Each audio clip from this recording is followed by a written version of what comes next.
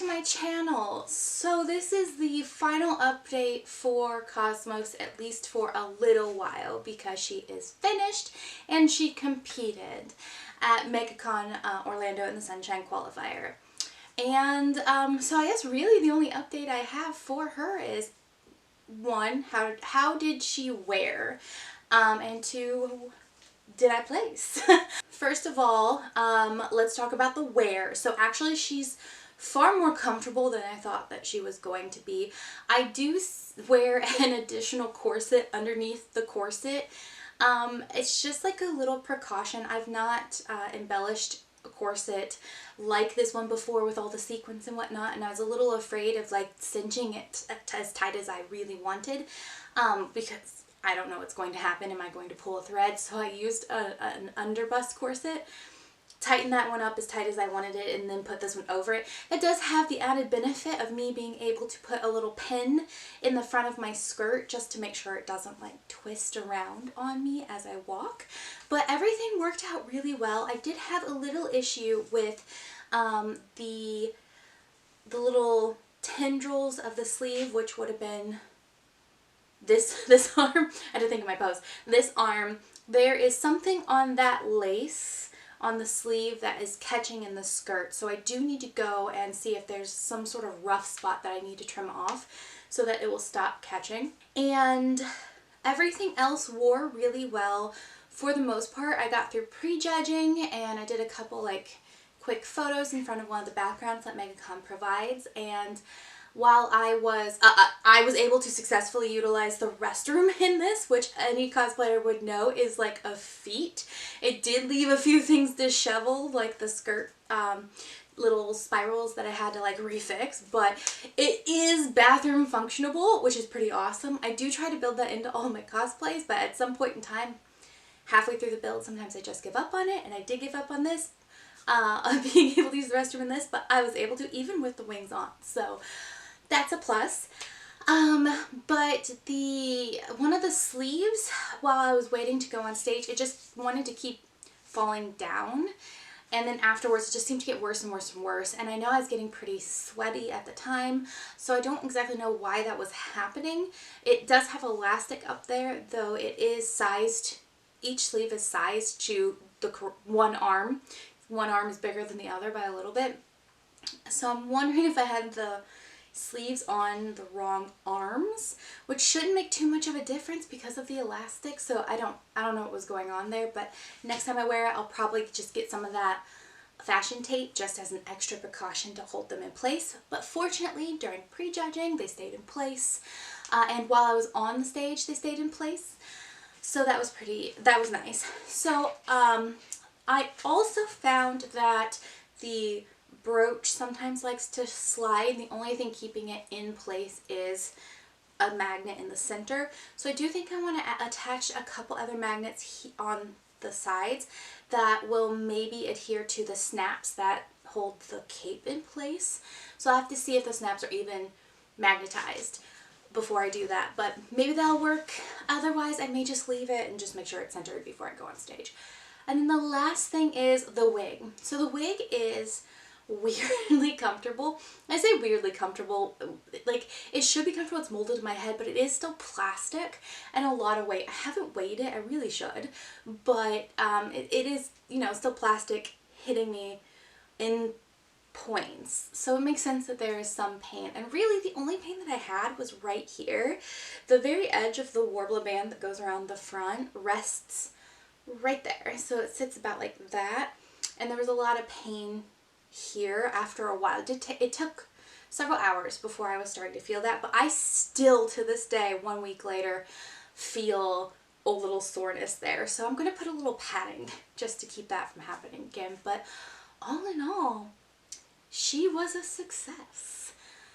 I do have to say, in prejudging, I was nervous about the skirt and the finish on the skirt. Was it good enough? It's my first master level competition, so I know that judges will get up in there and really make sure things are finished. So I tried really hard to make sure that it looked finished, but I was a little nervous for the fraying on the skirt, since I was purposely leaving some of them to fray. is that okay, or would that be seen as a flaw? I don't know. And they were looking at the white pieces in the back. Like they inspected everything, very, very thorough judging. So what's so funny is that my husband really wanted me to talk about the wings. He thinks the wings are like the neatest part of the whole cosplay, and the fact that it's made out of vinyl and poster board is so cool. And I really wanted to talk about the wig because I thought the wig was an architectural feat. If you haven't seen my short, go watch it because you'll see what I mean by that. But I talked about everything, and I fully intended to talk about everything. And then we got to the end, and the coordinator came in. She's like, we are way over 3 minutes. And so I had to leave, and as I was leaving, it's like, oh my gosh, I forgot to talk about the wings. That was not purposeful. I did not mean to forget them, but I totally forgot I was wearing them. They're actually extraordinarily comfortable. They're not heavy. I don't feel the wires poking into me at all. I'm not even sure they left a mark. It was so comfortable that I completely forgot I was wearing them, which led to the problem of me sometimes running into door frames and poles. So I had to walk through the con with my arms out like this, because if my hand was going to touch something, that means that my wing was probably going to touch it. So I was just walking through the con like this. One lovely cosplayer acted as my second bodyguard. She walked in front of me and my husband walked behind me as we went from prejudging to the theater, to sort of keep people from running into my wings. She was so lovely. I cannot at this moment remember her cosplay name, but she won Best in Show in 2023. So I will go and pull her information and plug her on the screen or down in the description somewhere, because she was absolutely lovely. I so enjoyed talking to her and meeting her. It was a shame that we weren't lined up side by side because she was so sweet. So how did the contest go? So one downside to being in Masters that I never thought about was you actually wind up missing, depending on how the contest is set up, I guess, but I wound up missing the entire contest. I like to watch everyone go on stage and off stage, and I know some contests don't have screens set up in the back so that you can see it, but usually, like, I'm in Journeyman and I can see all the novices go, and then I go, and then I can see all the rest of the Journeyman match. Like, usually I'm like right in the middle and I can still see everyone. I was third to the last person to go on stage. So because we were actually in the theater at the convention center, so we came in through a back way, and it was like literally the back door to the theater. So we had to go backstage, and it came right up to the entrance to go on stage. And I got to see a couple people, like, as I got closer and closer to stage. I would see people walk onto the stage, but the black curtain was blocking my view to see them, you know, do their pose. So I missed all of it. Even the person in front of me, I couldn't see their performance on stage because of where the curtain was positioned and how far they kept me back so that I wouldn't be seen by the audience. My cat has the zoomies. But it was a shame because we started late and we were cut to 3 seconds on stage. So I was kind of sad about that because she's meant to sparkle and she only had 3 seconds to sparkle. So they even cut down like our paragraphs that they were reading to a sentence or two. So I was able to walk on stage, like do a quick little pose, and then walk off. And that was it. And I feel like Cosmos deserves more sparkle on stage. So, but I appreciated the reason why the panel before us ran late and the panel after us had to start on time. And so it was either start the contest on time in front of no audience because they were still, you know, filtering people in, and the start is people are trying to sit in their seats, so really a lot of people would have not had their costume shown, or it was start late, cut everyone down to 3 seconds, and have the contest in front of a full audience. And I'm so grateful that they did that, because it would have been such, especially to the novices that are walking on stage first, to go out and pose in front of no one. That would have been really sad. They put all the effort into their costumes. It deserves to be seen. So I'm glad that they did that, but it did feel a little rushed. I think from start to finish, it takes me an hour. It takes me an hour to get dressed in this thing. Not even doing my makeup. It takes me an hour to put everything on. So I think I got dressed around 12:30 and we finished at 5:36. So several hours in this. I mean 5:36 from the time, like we ended the contest at like 5. It just took me a bit to get back to the hotel. That was the experience. Met some very lovely people backstage.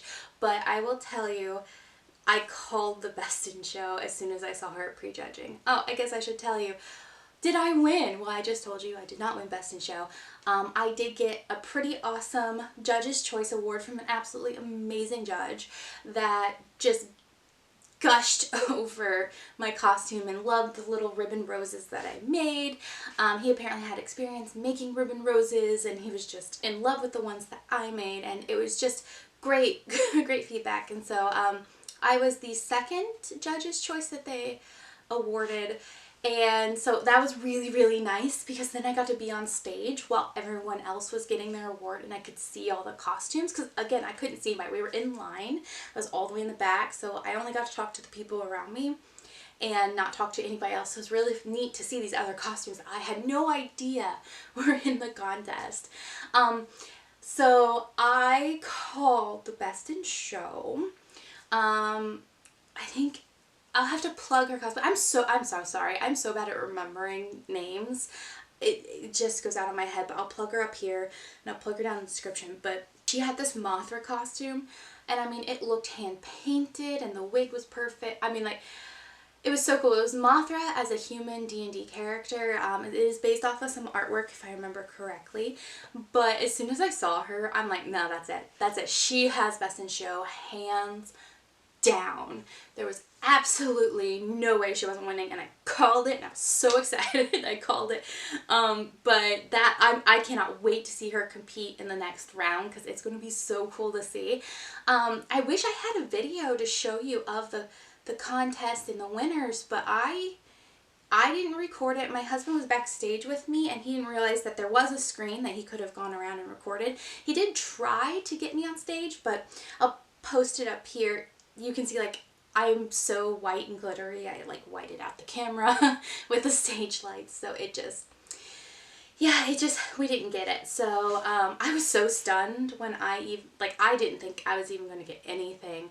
And it was so funny because they were calling out, they were just starting to explain the second Judges Award, and the organizer came back stage where we were all kind of just watching on the screen, and he caught my attention and I looked at him and we made eye contact and he just froze, and then they called my name and I was like, oh my gosh, and he's like, come on. He knew, he obviously knew. He was coming to like prepare himself to come get me. It was just so funny that we were just like making eye contact, like, what's going on? And but yeah, that was so exciting. I'm so thankful to have even gotten a Judge's Choice. I went to the feedback panel and got some excellent feedback. It was just so funny because the judge that gave me the Judge's Choice Award was like, no notes. He didn't have anything. They really struggled to find something, and they told me that I was in the running for Best Master and Best in Show, and that was such an amazing compliment to know that I was able to create something that was on par, or at least close to, the winners in Master and Best in Show at the Sunshine Qualifier. Like, that is such a big deal to me. I could have cried. I was so happy to hear that I was able to pull something off that was that clean. And the couple pieces of feedback that I got were my resin gems. The gold of the resin gems does not match the rest of the gold in the costume, which is totally fair. I did struggle a little bit with a new resin brand and trying to get it to cure with the right gold in it. So I think I'm going to remake those brooches if I can get them off and just gold leaf it. Gold leaf, you can never have too much. And then the other one was the feathers on the collar. They loved what I did to the feathers on the headband, the hair combs, which, if you recall, I spray painted white and then tipped them in gold and then added an additional gold leaf on them. They thought those were spectacular, and they thought that the feathers on the collar, because I just spray painted them gold, kind of came across as an afterthought. Which, fair. By the time I was making that collar, I was kind of like, in a moment in my head of like, I'm just kind of over this. And so sure, I feel like that's perfectly valid, and I was probably thinking that at the time of like, let's just get this done. So I am going to remake the collar, which I'm a little nervous about because that collar was not super easy to put together. It was a little rough, but I'm gonna do it. I'm gonna order more goose feathers and we're gonna make them match the hair pieces, which I think they should have been in the first place. After I made the hair pieces, I made the collar first, and I fully intended the hair pieces to match the collar. I then got a little wild with my painting in gold leaf, and I was like, I wonder if this will work, and I wound up loving it, but it was just too late to redo the collar. So that just confirmed that yes. And then I asked them about the skirt, because the skirt was the part that I was least confident in, because it's such a weird thing to do, and I struggled a little bit with the crystal organza, and they didn't have any notes except to maybe put in a little modesty panel, because when they were, you know, going into the skirt and trying to see the white parts, you could see my leg. I should have clarified that I was wearing thick dance tights as well as dance shorts, so like they could have pulled everything back, and they were nude shorts and nude tights. They could have pulled everything back and it would have been fine, but I'm not sure that they were aware that I was wearing nude things. They're like, we could see your legs, so maybe a modesty panel. That's fair. That's fair. I don't know that I'm going to do that though. I think I may just tell the next judges that I'm wearing dance shorts and dance tights, so feel free to pull things back. You're not going to expose me. So yeah, but I'm really glad to see that the skirt itself covers me up. There is a little issue with the skirt pieces catching on themselves, but there's literally nothing I can do about that. It's just because of how the edges are. So I just have to detangle it before prejudging and before going on stage. So yeah. Oh, and also the judge that gave me my award said that I should 100% compete in this costume again. Don't give up and enter it into another contest. And I am 100% going to do that because she needs more sparkle on stage. She needs more than 3 seconds. I put all this time in it for more than 3 seconds. So I am eyeing Tampa Bay Comic-Con. So I keep looking at the page, waiting for them to post their cosplay contest information. And when it gets posted, I'm going to enter that with her. So that is in August, which means my August is going to be a bit of a whirlwind because it is the weekend before Dragon Con. If I don't get into that contest, I am going to try for the Dragon Con contest. But in all honesty, I didn't really want to bring this to Dragon Con, so we'll see how that goes. So she will get her day on stage again, and fingers crossed we will place. So that was my experience with Megacon. The next thing I want to do is make a video about the cost. So there's something my husband has been wanting me to do for a while, and that is track how much a cosplay costs me to make. I do get asked pretty often if I do commission work, and I always say no. My main reason for that, it is a lot of pressure on me to try and make something that I think would live up to the standards of someone else. I don't make something perfect for that person, I'm gonna feel like I'm ripping them off. So, so that's my reason for not doing commissions. But I know a lot of people don't do commissions because the cost would just be astronomical. So I didn't keep track of the prices, but I was able to go on Amazon and through my email and pull most of the expenses for Cosmos. So I think tomorrow I will do a quick video and add up the cost on camera and we can go through that together. That would probably post the following week, I think, if I get it done in time. I've been putting off doing that because I kind of don't want to know. So yeah, that's gonna be a thing. So that's all I have for you for Megacon and my last update on Cosmos until I at least do a few tweaks and have her compete again. So what am I working on next? I have three cosplays that I'm working on simultaneously. So I have Jasmine's pink gown. I am currently working on patterning out that corset. It has cups in it, and that's not something I've done before. So I have a couple patterns I have been working on the past week or so but I ran out of fabric.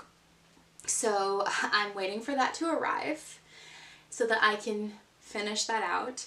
And then I am also working on an 1880s outfit, and I think I'm going to be a bit secretive about who this is going to be. I'll just start putting it together and then see if you can guess. So I have been working on a corset for that for, oh my gosh, like over a month. I may have even mentioned this corset in a previous update. I don't know what it is, but making this corset has been such a mental drain, and I have just dreaded doing it. I was fine putting it together, but it's the edging. And so I did the worst edging job in my life with whatever bias tape I happen to have on hand, and so I need to redo that with some twill tape. At least it's functional now, so that's like almost done. I need to put in the grommets and then it's done and I can move on. But I want to make drawers and a chemise next, and then the lobster tail bustle, and I don't know why, but just doing those things does not sound fun. I just want to move on to the dress. That's all I want to do is make the dress. I'm so excited about the dress. But I can't make the dress until I have the proper undergarments. And it is causing me to drag on it. But I really want to get that done for MomoCon, which is in May. So I guess I just got to get a move on it, right? And then Jasmine I'm also hoping to get done for MomoCon in May. So we'll see how far I can get.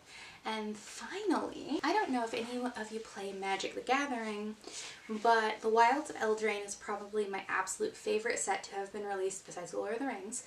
And there's a commander in there that I fell in love with as soon as I saw it. And this was before I made these wings, before I made Cosmos wings. But I fell in love with this character solely because of the wings. This is Tegwyl the Duke of Splendor. And he's upside down. Tegwyl, the Duke of Splendor.